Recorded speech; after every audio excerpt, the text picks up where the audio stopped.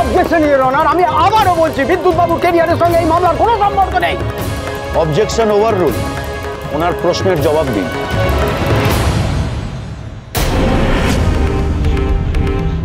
আমি শিক্ষক হওয়ার জন্যই জয়েন করেছিলাম, সেই মতো আবেদনও করেছিলাম। তো পরে আমার আবেদনের ভিত্তিতে আমাকে শিক্ষক হিসেবে নিয়োগ করা হয়। তা আপনি ছাড়া ওই স্কুলে আর কারোর ক্ষেত্রে এই উন্নতি ঘটতে দেখা গেছে কি?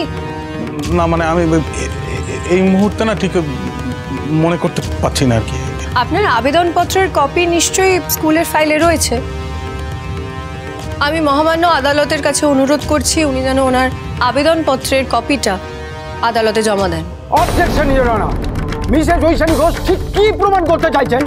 আমি এটাই বলতে চাইছি যে উনি যা বলছেন মিথ্যে কথা বলছেন। উনি হারাধন সরকেলের লোক। হারাধন সরকেলই ওনাকে স্কুলে অফিস স্টাফ হিসেবে নিয়োগ করে এবং 1 বছরের মধ্যে ওনাকে শিক্ষক হিসেবে নিয়োগ করে, যাতে এই বিদ্যুৎ বসাকের মাধ্যমে এই স্কুলের বা অন্যান্য স্কুলের উঁচু ক্লাসের ছাত্রীদেরকে টার্গেট করা যায়।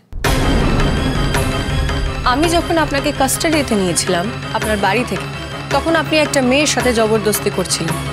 Yes or no? ওই মেয়েটাকেও কি হারাধন সরকারের কাছে পাঠানোর প্ল্যান ছিল নাকি? না না না না, নোটস, আমি তো নোটস দিচ্ছিলাম। আপনি নোটস দেওয়ার নাম করে মেয়েটির সাথে জবরদস্তি করছিলেন। Yes or no? না না, আমি কিছু করিনি, আমি তো নোটস দেবো বলে ডেকেছিলাম। আপনার বিরুদ্ধে সাক্ষীর অভাব হবে না কিন্তু Bidyut babu. So tell me the truth, সত্যিটা বলুন। স্বীকার করে নিন যে আপনি হারাধন সরকেলের লোক, আপনি মেয়েদেরকে হারাধন সরকেলের কাছে পাঠাতেন। Objection your honour, Mrs Aishani Ghosh আমার সাক্ষীকে ওনার হ্যাঁতে হ্যাঁ মেলানোর জন্য প্রেসারাইজ করছেন এবং এই আদালতের সময় নষ্ট করছেন। Objection sustain. বিদ্যুৎ বাবু এই মামলার একজন প্রধান সাক্ষী। আমি প্রমাণ করে দেব যে উনি আদালতে দাঁড়িয়ে মিথ্যে কথা বলছেন, মিথ্যে সাক্ষ্য দিচ্ছেন এবং মিথ্যে সাক্ষ্য দেওয়াতে কি পরিণাম হয় সেটাও আমি ওনাকে বুঝিয়ে দেব।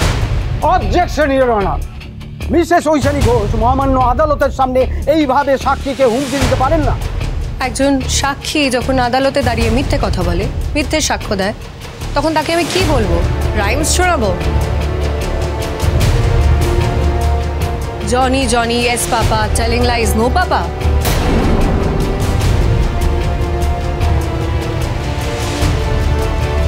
Order order. আপনি আইন জানেন না, আপনি এইভাবে আদালতের সামনে বিবিকে নিয়ে ঠাট্টা তামাশা করতে পারেন না। আমি কিন্তু আপনার বিরুদ্ধে করবেন মানহানির মামলা করবেন, করুন। একজন সাক্ষী মিথ্যে সাক্ষ্য দিলে কি হয় সেটা বুঝিয়ে দেওয়ার কর্তব্য আমার, আমি সেটাই করেছি।